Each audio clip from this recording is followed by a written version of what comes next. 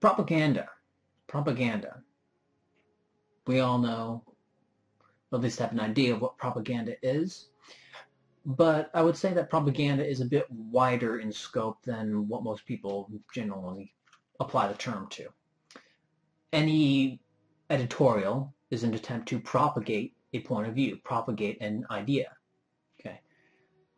Little asides in TV shows like Robot Chicken and Family Guy, that's a certain form of propaganda. They're trying to propagate a certain idea through social proof in that sense. So propaganda, you say that word and you say X, Y, or Z is propaganda, a lot of people, oh, that's an insult or something. And it became insulting because of the war propaganda in World War II.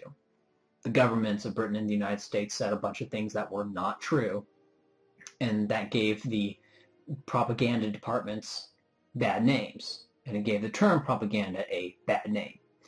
And so nobody wanted to call what they were doing propaganda, even though beforehand things were called propaganda, and it wasn't nearly as pejorative. Propagandists, or people, or the big propagandists and politicians, are probably not going to give you very good information, not because they themselves are inherently dishonest people or anything like that, but because they are stuck, whereas the man on the street is not stuck.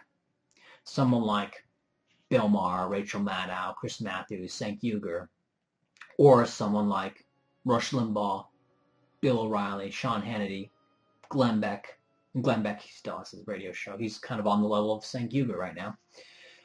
So these people are not going to be good sources of information, at least not in isolation. And the reason is that they're stuck in a position. For example, let's say Rush Limbaugh one day got convinced not of every single plank of every single Democrat or liberal position on every single issue, but he became convinced enough to start to view himself as more of an advocate of the Democrat Party than of the Republican Party. What if that happened? What if Rush Limbaugh became convinced in that direction? What would he do? What could he do? Would he say to his viewers, hello, greetings everybody, excellence in broadcasting, I have an announcement to make, a somber announcement. I believe that all these years I've been misled, and I've been misleading you, and I endorse Hillary 2016 or something like that. Could he do that? That would be the end of his radio empire. That would be the end of his advertising revenue. That would be the end of his ratings. That would be the end of his online subscriptions. He'd be finished. He'd be cooked. He couldn't do that. Similarly, Cenk Uygur, on a smaller level, Cenk Uygur couldn't do that. All the Young Turks merchandise, the people who, however the heck they make money on, they make money on YouTube and YouTube ads and stuff, but I think there's other ways they make money. Anyway, all those are dried up. People will want to stop spending money, and people who already have Young Turk shirts will throw those away to kind of, for shame that they ever went along with that. He couldn't do that. These people are all stuck in their views. These people are all stuck where they are. Maybe it's possible that they could make a very slow incremental transition over time, and then the audience may go along with them because they've kind of fallen in for a cult of personality. But that's you're still going to get people disowning you because you've changed your views. So these people are stuck. These people are kind of in a difficult situation. And on most issues, maybe not every single issue, but on most issues, if you look at these people, the position that they have to take is already pre-decided. There's some people who are a little bit less like this, people like Stephen Colbert and Jon Stewart. Now, I would say that they are more vested in with the Democrat Party, certainly than with the Republican Party. So I wouldn't say that they're completely independent, but they're more independent than, say, Bill O'Reilly or Bill Maher. Okay. They're certainly more independent than those guys. So Jon Stewart could conceivably say, I'm thinking that the Republicans tend to be right more often than not, and the Democrats tend to be wrong more often than not. Stephen Colbert could do something like that, and he could probably survive it. It wouldn't be fun. It would be an unfun experience, but he could probably get through that. Whereas someone like one of these other guys, they'd be toast if they ever tried to do something like that. Okay. What about me? Am I like that? Am I a public figure? Well, first off, I'm not really a public figure. This is me trying to dig myself out of the hole that I've created for a whole bunch of other people. Why doesn't this apply to me? Why am I special? Doesn't this criticism boomerang right back to me? Not quite as hard, because first off, I'm not nearly as public a figure as any of these people. What, I get like 1,500 views a video or something on my Fringe Element, and that's for a good video. For, if I just put a video out on some other channel, I'll get maybe 1,000. Okay, so I'm not nearly as public a figure. One, two, I have changed my position on several occasions. So by my own actions, I have proven myself capable to change my position in response to evidence. Now, some may say, oh, you change your position not in response to evidence, but in response to some marketing thing. That would seem a bit odd given the radical nature of my positions. If I was just interested in popularity for its own sake, then you might expect more popular positions to pretend that I hold. Okay? But aside from all that, what does this have to do with the ANP? Well, the ANP doesn't have a very big ideology. It has a very narrow ideology, and the narrow ideology is secession, self-determination. The only real hard point that you have to agree on in order to support the ANP is the right of secession and the right of self-determination. That's it. Everything else, anything else that I say or anything, that's all either window dressing or irrelevant. Anything else that anyone else brings up in criticism of the ANP in the future is all irrelevant. Okay? All the ANP is secession and self-determination. Now, it can get complicated how to realize that. Then there's a big debate as to how that is to be implemented. But at its core, the only core unchangeable thing is partition and secession. You can't say the same thing about the Republican or Democrat Party. They have a huge array of positions that you have to buy into to be a true-blooded Democrat or a true-blooded Republican. Okay? And that is a great advantage because let's say someone, says, oh, I want to live in super-duper pooper progressive land. And then their views change and they want to live in super-duper pooper Mormon land or conservative, or they could go from conservative to progressive or whatever, They change their positions. For the Republican Party, that would be disastrous, right? Because they would leave the party and go to the other party. Or the Democrats would be disastrous. They would leave the party and go to the other party. It's not so disastrous with the ANP because they could just identify with another partition of the ANP. So a full-scale ideological change does not necessarily mean one leaves the ANP, and that is a great strategic advantage that the ANP has over more formal ideological parties like the Republican and Democrat Party. Because there are some positions, there is basically one hard position in the ANP, and that is held absolutely. Right? It is an absolute position. It's not...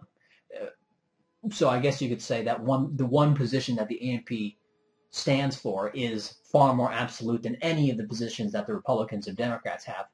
But it's only one position. There's far more ideological flexibility within this party.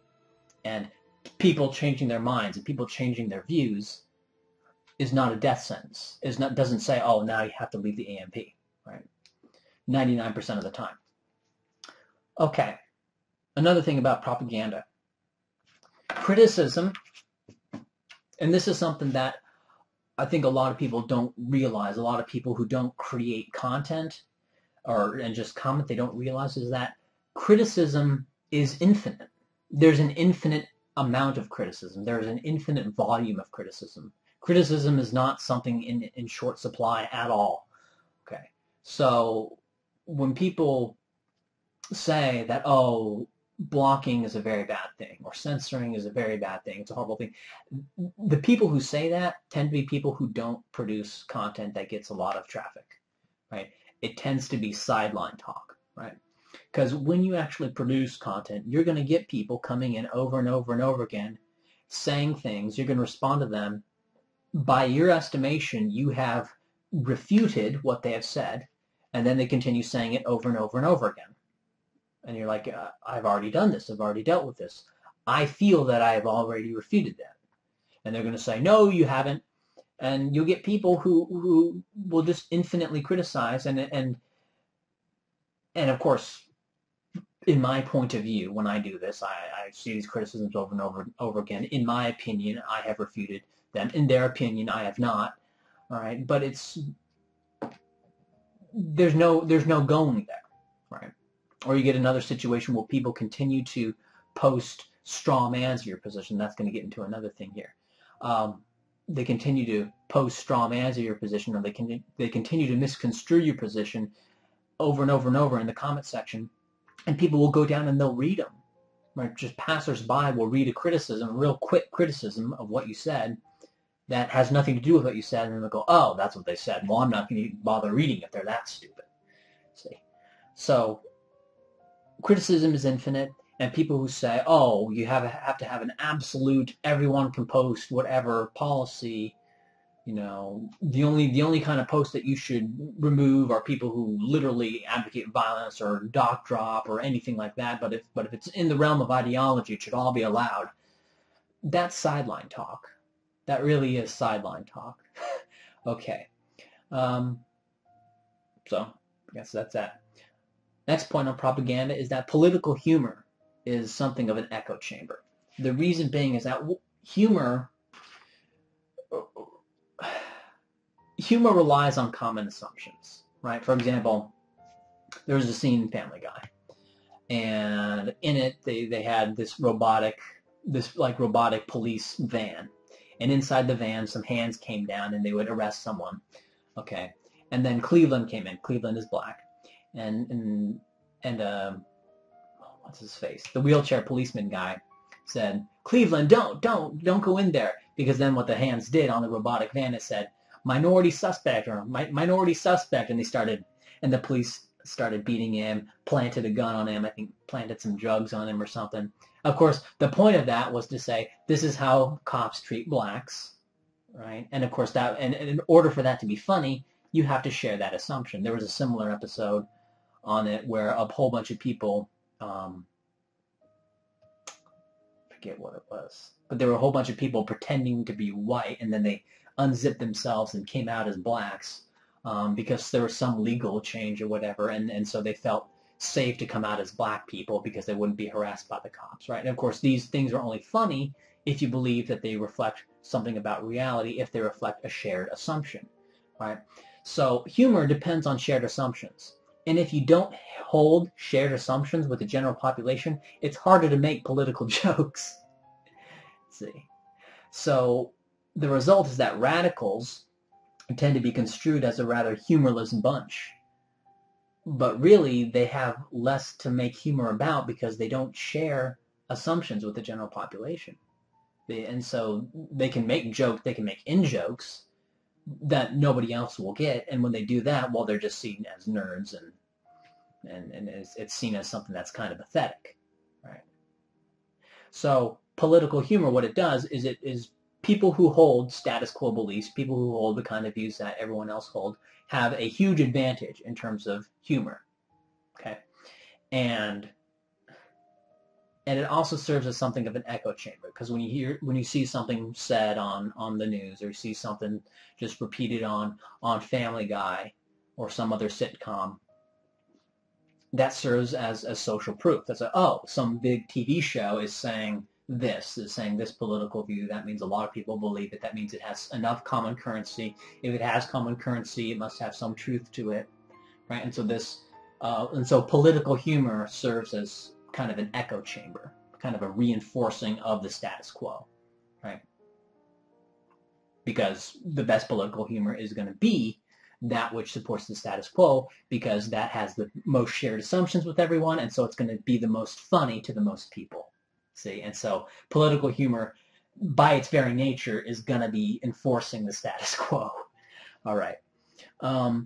Fourth point about propaganda: public opinion is wrong about most people's positions.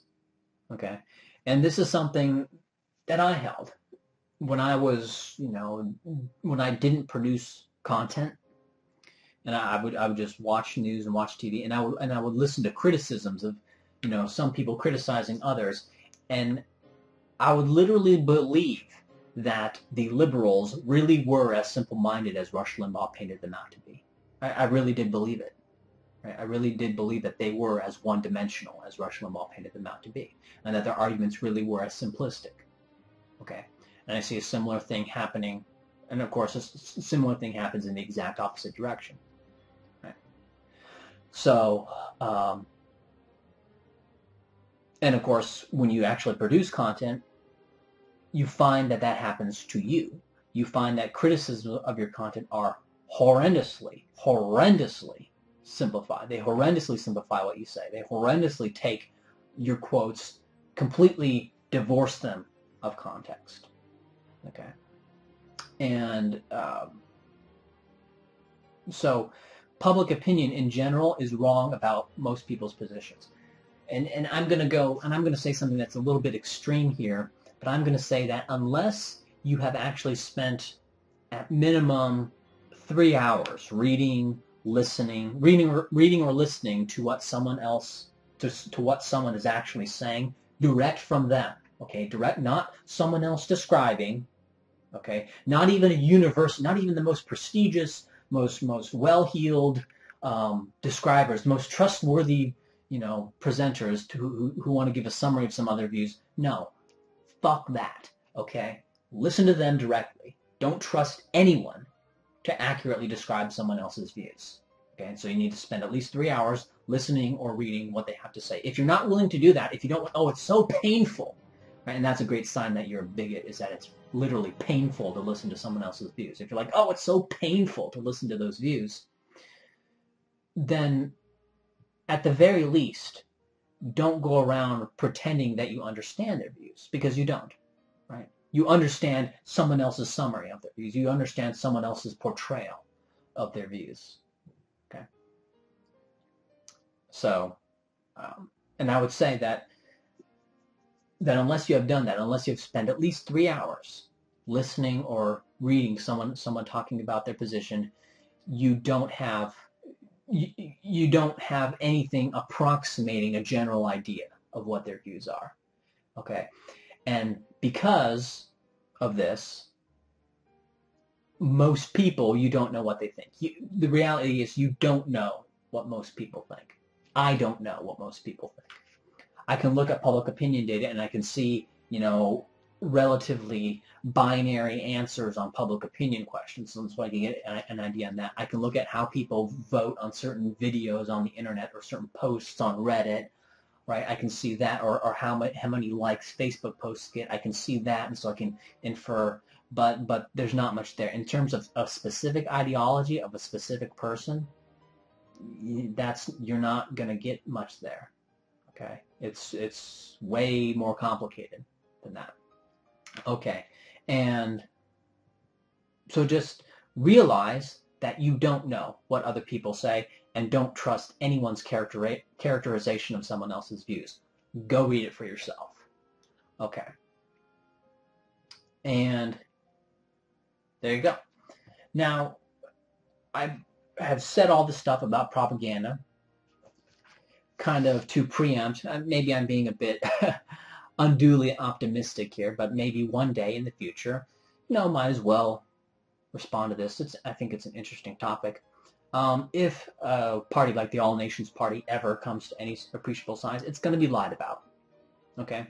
They're going to talk about irrelevant things. They're going to talk about my political views, what I want in my partition. Okay? They're going to talk about the certain actions of certain certain unfortunate actions, things said and things done that people who formed the ANP coalitions would certainly like to take back.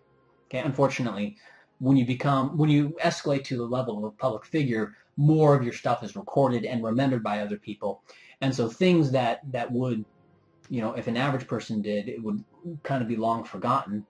They're remembered, right? And it's this really inhuman kind of thing that is done.